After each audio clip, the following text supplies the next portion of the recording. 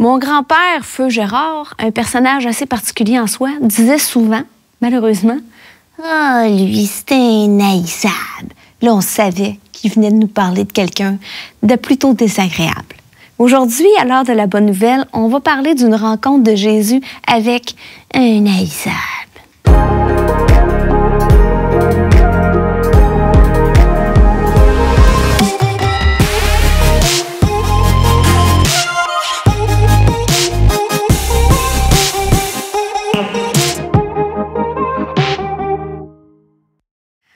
Alors, François, Jean-Sébastien, bienvenue à l'heure de la bonne nouvelle. Hey, bonjour Valérie. Bonjour. Êtes-vous prêts? Aujourd'hui, on parle d'un haïssable. Ouais, un haïssable. Un haïssable avec un... Non, c'est pas François qui s'appelle l'haïssable, c'est Zachée. On a tous entendu l'histoire de Zachée, mais on va le regarder sous un angle particulier aujourd'hui. OK. On va parler de l'haïssable. On va parler d'un haïssable. Mais avant de parler de notre haïssable, François, t'es allé, encore une fois, faire nos vox pop et t'as posé une question. Oui, on a parlé de, tu sais, dans l'Évangile, c'est marqué « Faites du bien ». C'est Jésus qui dit ça dans le fameux sermon sur la montagne. « Faites du bien à ceux qui vous persécutent, ceux qui vous maltraitent ». Alors, on a posé la question « Qu'est-ce que vous pensez de ça? » C'est ça la question. Alors, on écoute ça ensemble. Ah non. Pas du bien à ceux qui me maltraitent. Je vais peut-être leur parler et essayer de corriger la situation. Je leur ferai pas du bien, c'est sûr et certain. Ben non, j'aime pas me faire maltraiter. J'aime pas qu'on maltraite les autres. Alors, je ferai pas de mal. Mais je pense qu'il faut plutôt ceux qui maltraitent. Je suis complètement en désaccord avec ça, mais je ferai pas de mal quand même. Vous me frappez une fois, je vous frapperai 2 fois plus. Personnellement, je vais toujours traiter les gens avec respect, mais je pense qu'il faut quand même traiter le monde à une base de donnant-donnant. Si tu me donnes une dose de respect, je vais te donner une dose de respect. Même si on est presque convaincu qu'il n'y a pas de résolution à ce problème d'être maudit par un autre, il faut quand même essayer de rendre la situation meilleure. C'est très pénible, mais je pourrais le faire avec beaucoup d'efforts, oui. Je fais l'effort. Donc, c'est pas naturel, hein, dans ce qu'on voit de la réponse des gens, de faire du bien à quelqu'un qui nous maltraite. Hein? Bien, ça, c'est la chose qui me frappe pour moi dans tous ces gens-là. Puis il y en a 2 même qui disent, là, regarde, on va se gâter, là, tu sais, ils disent pas ça de même. Mais qu'est-ce que je trouve, c'est que ces gens-là, au fond, là, si on est honnête, là, ils disent ce que beaucoup pensent, mais n'osent pas dire. C'est vrai. Tu sais, parce que, tu sais, pourquoi on lutte, tu sais, mettons la dame en dernier qui disait que je fais un effort, bien, elle est en train de nous dire que c'est pas naturel, qu'il y a une lutte, un combat là-dedans. Alors, ça, c'est la nature humaine qui fait ça. On a eu une éducation où on s'est fait dire il faut respecter, il faut même Jésus, aimer notre prochain, puis on est tous d'accord avec ça. Il n'y a personne qui dit non, moi je veux haïr mon prochain. En tout cas, ceux qui disent ça, ils ont peut-être un problème. Mais c'est quand même quelque chose. Ce que je trouve intéressant, c'est rare que dans un vox pop, tout le monde est pas mal d'accord. Mais ils ont tous été comme, mais non, je ne vais pas faire du bien à ceux qui me maltraitent. Fait que ça, je trouvais ça intéressant. 2, je pense que ça aurait été intéressant aussi si on leur aurait dit qui a dit ça d'une certaine manière, est-ce qu'ils auraient eu une autre réponse? Ouais. Parce que quand ça vient de Jésus, ça aurait été, hey, OK, peut-être que ça aurait fait plus de sens pour eux, mais dans la vie de tous les jours, c'est à quel point que Jésus, ce qu'il nous enseigne dans le royaume de Dieu, c'est tellement un peu comme contre-intuitif. Qu'est-ce qu'on est supposé? Fait que c'est quand même intéressant, tu sais, parce que puis il y en a plusieurs que c'est le œil pour œil, dent pour dent. Si tu me donnes du respect, je vais t'en donner. Si tu me donnes une claque, je vais t'en donner 2. Fait que c'est là qu'on voit que Jésus, non seulement, tu sais, il vous a été dit, œil pour œil, dent pour dent, mais moi, je vous dis, aimez vos ennemis. Oui, Jésus a un message, il y a quelque chose pour nous là-dedans. Là. Oui. Puis il y a un autre petit point peut-être là, dans le Vox Pop. Il y en a une qui a parlé de violence, tu sais, que j'aime pas la violence. Mais moi, je me pose la question, OK, on n'aime pas la violence. Tout le monde va dire on n'aime pas la violence.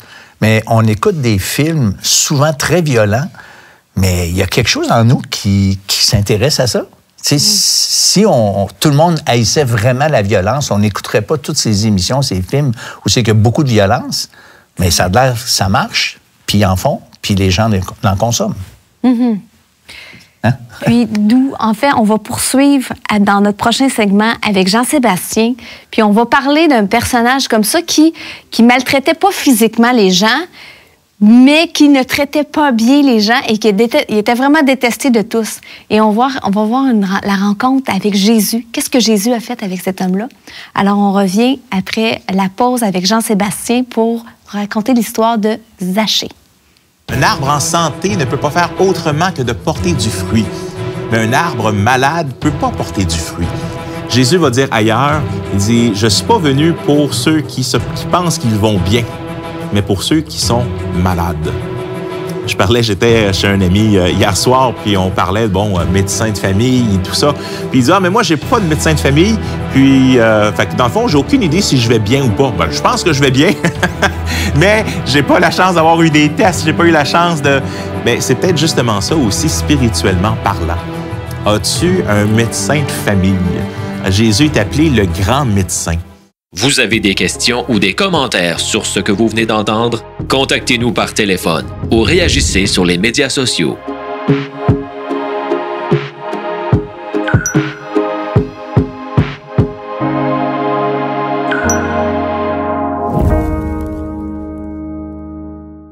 Il y aurait quand même quelques rencontres improbables dans la vie. On pourrait penser par exemple à Bill Gates puis Mère Teresa, ou encore passer Barack Obama et Donald Trump. Stephen Hawking et le pape Jean-Paul II. Nelson Mandela et un garde de prison. Dietrich Bonhoeffer, un officier nazi. Ou encore Rosa Parks et un chauffeur de bus ségrégationniste.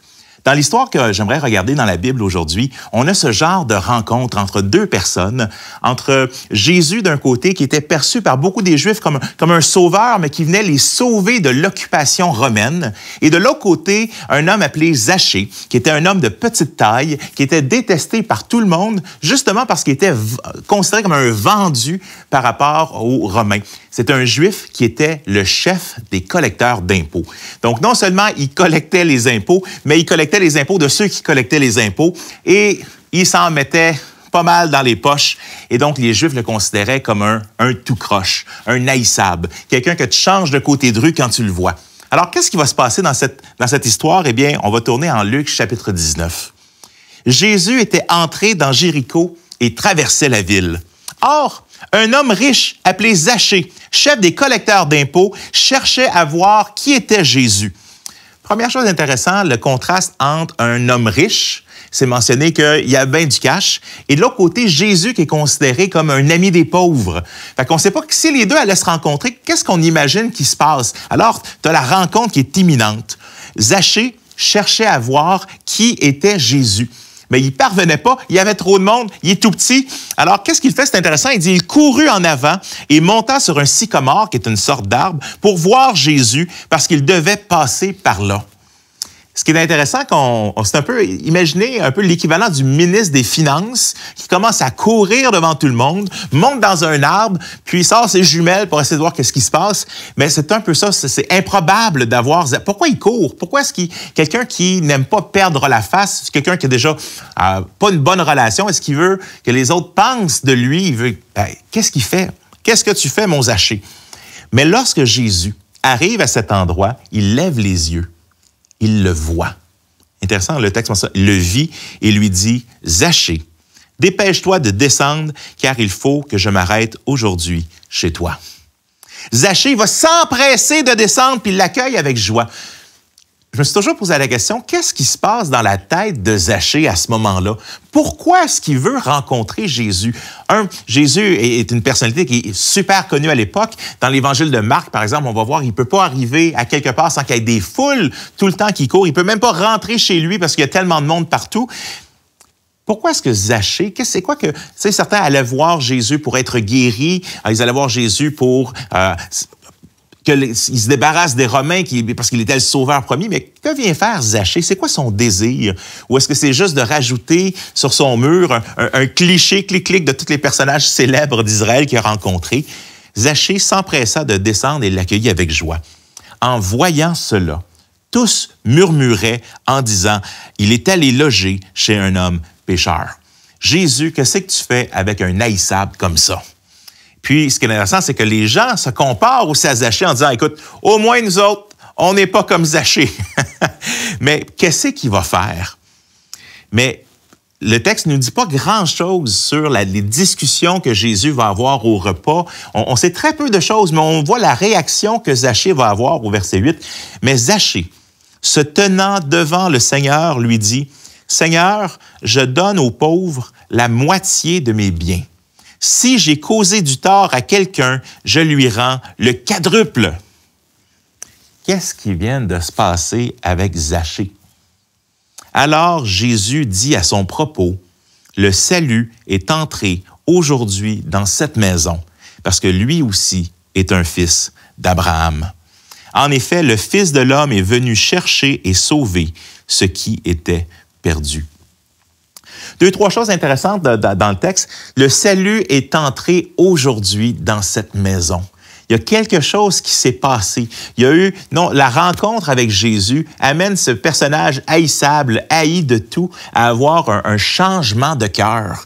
Il y a une opération quand la présence, quand le Seigneur Jésus vient dans notre vie, il y a une transformation. Il y a des fruits de cette transformation. Dans Matthieu, il nous est dit, c'est un passage malade, il dit un arbre en santé ne peut pas faire autrement que de porter du fruit. Mais un arbre malade ne peut pas porter du fruit. C'est un peu quand on parle que le Seigneur Jésus vient guérir notre cœur, mais c'est un peu ce qui se passe avec Zachée ici. Son cœur va être transformé, ça va se transformer en disant « Wow, j'ai fait du tort et je vais donner aux pauvres la moitié de mes biens.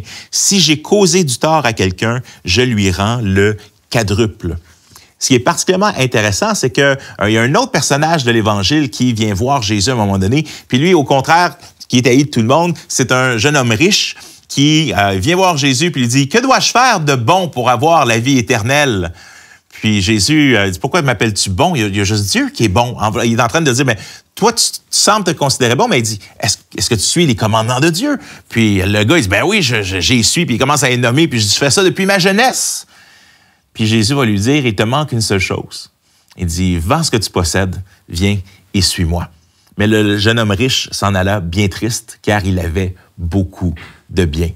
Et Jésus dira à ce moment-là qu'il est difficile pour un riche d'entrer dans le royaume des cieux. Et pourtant, ici, on voit alors que Jésus, littéralement, mange chez Zachée. Le salut est entré aujourd'hui. Puis qu'est-ce que ça va faire? C'est que un homme qui regardait son standing, un homme qui regardait son argent, un homme qui était détesté de tous, Jésus lui dit, tu es maintenant un fils d'Abraham. Parce que dans le contexte, Jésus est premièrement le Messie juif. Et Jésus est la promesse, c'est le résultat de la promesse qui avait été faite à Abraham. Puis il est en train de dire, tu fais partie, malgré que tu es considéré un paria dans notre société, oui, tu es véritablement un fils d'Abraham. En effet, le Fils de l'homme est venu chercher et sauver ce qui était perdu. Jésus va dire ailleurs, il dit, je ne suis pas venu pour ceux qui pensent qu'ils vont bien, mais pour ceux qui sont malades. J'étais chez un ami hier soir, puis on parlait, médecin de famille et tout ça. Puis il dit, mais moi, j'ai pas de médecin de famille, puis, dans le fond, j'ai aucune idée si je vais bien ou pas. Je pense que je vais bien, mais j'ai pas la chance d'avoir eu des tests, j'ai pas eu la chance de... Mais c'est peut-être justement ça aussi, spirituellement parlant. As-tu un médecin de famille? Jésus est appelé le grand médecin. Est-ce que tu as un médecin pour aller faire un check-up? Il y a des tests qui ont besoin d'être faits. Il faut qu'il y ait un scan de ton cœur qui soit là, puis un scan de tes pensées. Puis, oui, dans le fond, mais Jésus met ça en relief. Et la simple rencontre de la simplicité, de l'humilité de Jésus, de l'amour que Jésus avait pour les autres, mais Zachée, son cœur va être complètement transformé. Il ne sera plus le même. Et une des questions, l'histoire se termine là, mais une des questions qu'on se pose, mais qu'est-ce qui est arrivé avec Zachée par la suite? Eh bien, le Nouveau Testament ne nous en parle pas, mais l'histoire, la tradition nous donne quelques pistes, dont celle-ci qu'en bout de ligne, Zachée serait probablement devenu un pasteur dans une église par la suite. Donc, il est devenu maintenant à prendre soin. Jésus a pris soin de son cœur, mais par la suite, lui-même, il a mis cette vie-là de côté et il a littéralement suivi Jésus dans le sens où il a pris soin de d'autres, il a continué de partager le message de l'Évangile qu'il avait reçu. Un peu comme Jésus dirait ailleurs, il dit, ce que tu as reçu, mais va l'annoncer, va dire ce que le Seigneur a fait pour toi. Et on sait, même si on n'a pas grand-chose ici, que Zachée a continué. Après cette rencontre improbable entre un haïssable et le Seigneur des pauvres, le Seigneur des humbles. C'est une rencontre improbable, extraordinaire. De la même manière, mais le Seigneur aussi cogne à ta porte. L'heure de la bonne nouvelle, en collaboration avec le Messager chrétien, vous offre gratuitement le livre de réflexion quotidienne La Bonne Semence. Pour en recevoir un exemplaire, écrivez-nous à l'heure de la bonne nouvelle, casier postal 33012, comptoir postal Thibault, Trois-Rivières, Québec, G8T 9T8. Vous pouvez également nous joindre à info@hbn.ca ou par téléphone 1-866-509-1319. Jean-Seb et François, j'aimerais qu'on prenne le temps un peu de regarder ensemble les différents personnages de l'histoire de Zachée. Bien, je pense que c'est intéressant dans une parabole parce que quand on la lit, c'est comme une histoire où, comme dans un film ou autre chose, tu vois pourquoi le personnage est là, pourquoi est-ce que l'auteur le mentionne. Fait que t'as Jésus, bien sûr, qui est notre protagoniste principal. T'as Zachée, chez qui Jésus va aller. T'as aussi la foule. Tu as une grande foule qui sont aussi intéressés à Jésus. Tu as les amis de Zachée, chez lesquels qui sont avec lui. Puis tu as les gens qui regardent ça de loin puis qui disent « Hey, ça n'a donc bien pas d'allure qu'il aille chez quelqu'un comme ça. » Puis quand on lit une parabole, on s'identifie parfois, ou on entend une histoire, on s'identifie parfois à un personnage plus que l'autre. Fait que ça, c'est des questions. Fait que quand on écoute cette parabole, ce que je dis aux gens, mais qu'est-ce qui te touche dans cette parabole-là? À quel personnage tu t'identifies? Puis ça, je pense que c'est une bonne question à réfléchir, pour ceux qui nous écoutent, mais pour nous aussi. Ben oui. Mais le texte de Zachée, on n'est pas dans une parabole, c'est quelque chose qui est arrivé dans la vie de Jésus. Puis qu'est-ce que tu dis à propos des paraboles, bien sûr, c'est vrai, là. Mais c'est vraiment intéressant de voir les personnes réagir. Tu sais, il y en a des fois qui disent, tu sais, en fait, on a tous une opinion sur Jésus. Ça, c'est vraiment bizarre de penser que...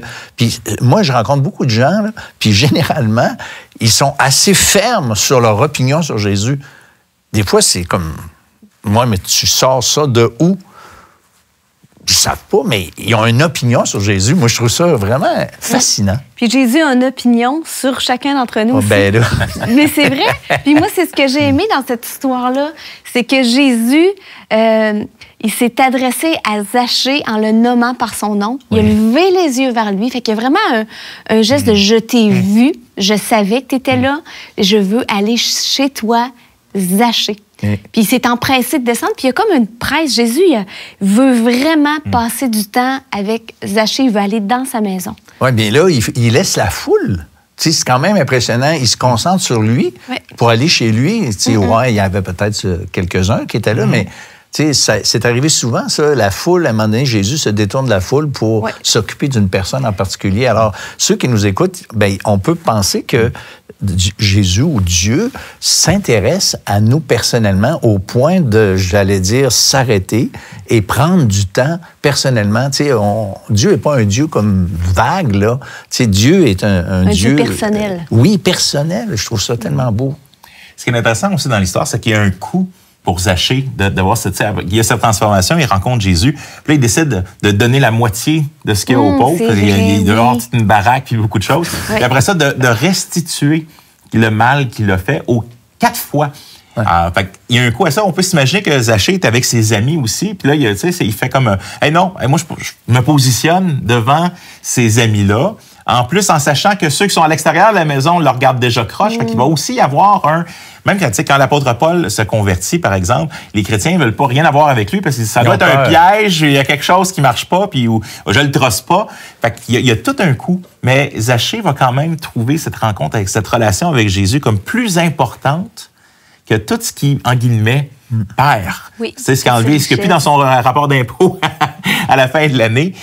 Puis l'apôtre Paul va dire la même chose. Je regarde, après, à cause que j'ai saisi Christ, je regarde tout le reste, tout mon passé.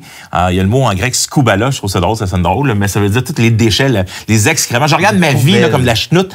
Comparativement, écoute, rencontrer Jésus, tout ce que j'ai pu faire, tous mes accomplissements, tous mes trophées, ça prend le bord. Ça démontre à quel point, on le voit peut-être, on n'a pas la chance de voir beaucoup d'autres choses dans la vie de Zachée, mais c'est à tel point, il disait, ça vaut la peine. Je viens de découvrir quelque chose qui est tellement plus grand et important que tout ce que j'avais avant.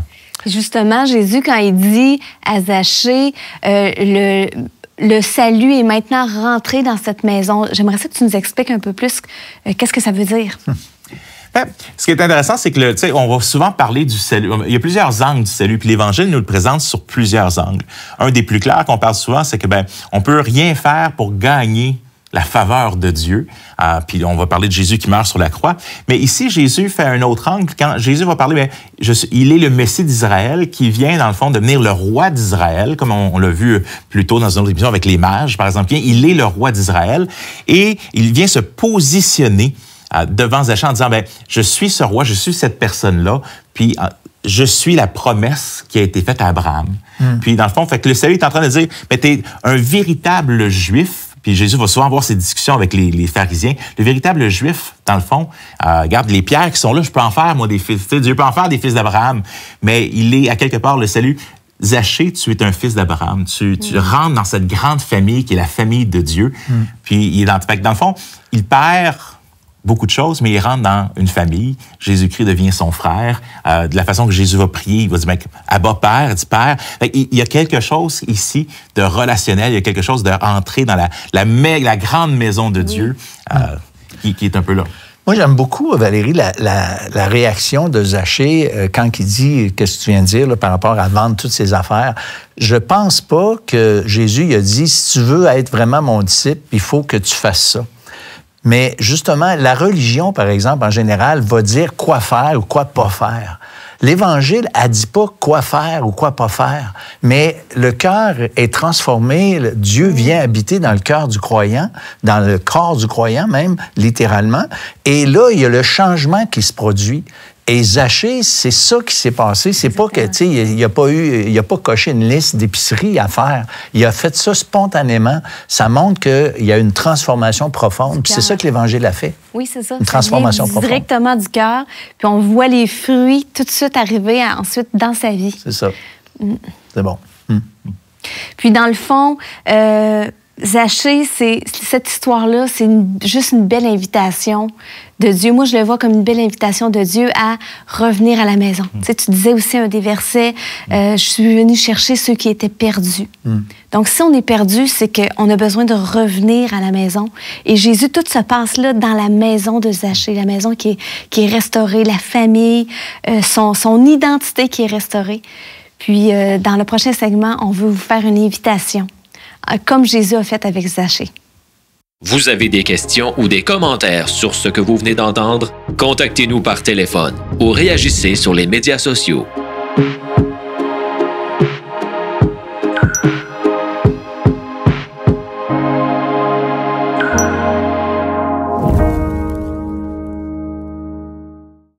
Le site web de l'Heure de la Bonne Nouvelle vous permet de voir les émissions de la série en cours et de visionner celles des années précédentes. Dans la section Liens utiles, nous identifions plusieurs liens Internet donnant accès à du contenu évangélique de qualité. On y retrouve une tonne de moyens concrets pour vous aider à poursuivre et enrichir vos réflexions.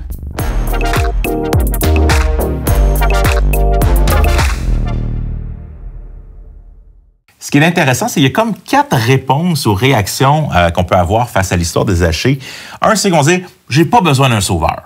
Comme, j'ai pas besoin d'un médecin. C'est pour ça que Jésus dit, tu sais, le Fils de l'homme est venu chercher ceux qui étaient perdus. Il faut que tu réalises que tu es perdu. Il y en a d'autres qui comprennent mal pourquoi est-ce que j'aurais besoin d'un sauveur ou qu'est-ce qui changerait ma vie, qui vont voir Jésus comme un philosophe, un grand penseur, mais qui ne voient pas la véritable raison de quoi il veut les sauver.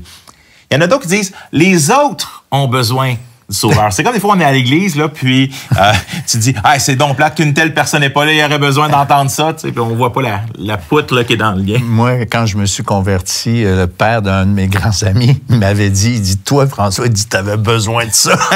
OK. Mais il avait raison, hein. Puis les autres que tu dis, cette personne-là, elle était trop loin. Elle ne mérite pas d'avoir un sauveur. Puis je pense que, en réalité, l'Écriture nous dit qu'il n'y a personne qui mérite d'avoir un sauveur. Mais il y a quand même une bonne nouvelle, que peu importe combien profond que tu es ou combien loin ou comment criminel que tu es, mais le message, la grâce, la rencontre avec Jésus peut faire la même chose pour toi que pour Zachée. Absolument. Tu sais, dans l'Apocalypse, chapitre 3, verset 20, c'est écrit « Voici, je me tiens à la porte et je frappe. Si quelqu'un entend ma voix et ouvre la porte, j'entrerai chez lui et je souperai avec lui et lui avec moi. Et chacun de nous qui écoutons et entendons cette histoire de Zachée, cet appel nous est aussi adressé particulièrement et personnellement.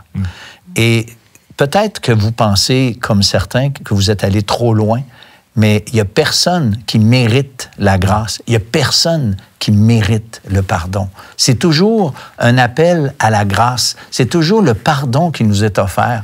Et si Zachée a pu être reçu ou Jésus a été dans sa maison, bien, Jésus, aujourd'hui, nous offre aussi, nous propose d'entrer chez nous et que le salut entre chez nous, comme ça a été dit tout à l'heure. Alors ça, c'est une invitation qui nous est vraiment adressée personnellement à chacun d'entre nous qui écoutons cette émission, parce que c'est ça l'Évangile. L'Évangile, c'est pas juste de comprendre, connaître quelque chose, c'est aussi une décision pour Dieu et une position qu'on prend. Comme Zachée, il a décidé de monter dans l'arbre, mais quand que Jésus lui a dit de descendre, il y est allé puis il a fait tout ce que le Seigneur lui a demandé. Et c'est ça qu'on est appelé à faire chacun. Oui. Jésus l'a appelé par son nom.